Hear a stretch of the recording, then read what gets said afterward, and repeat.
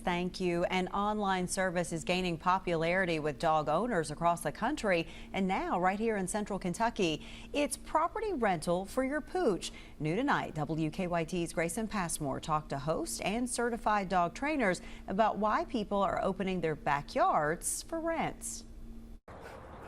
When Brianna Thaman and her husband bought their Lexington home, the spacious fenced-in backyard was one of its biggest draws. Since we had a reactive dog ourselves.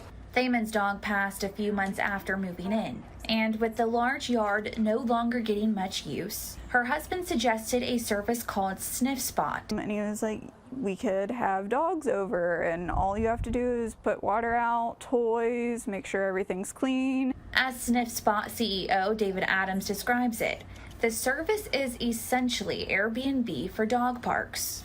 Anyone that has land or has a yard can rent that yard out by the hour to dog owners, and people can get safe and private exercise for their dogs.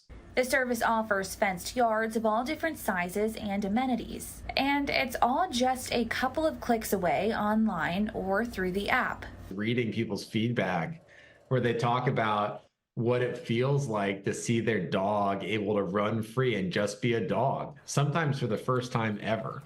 It is really good that dogs get these chances for enrichment and they get the chance to explore something new and use their nose and relax while they're doing it. A certified dog trainer, Becca Rossi knows not every dog is cut out for a dog park. She even brings her own, Heidi and Fee, over to Thaman's yard. The point of going on these kinds of field trips is so that you go home and your dogs are relaxed and tired.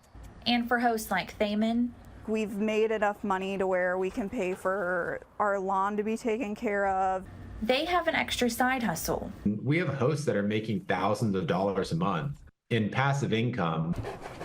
In Lexington, Grayson Passmore, WKYT.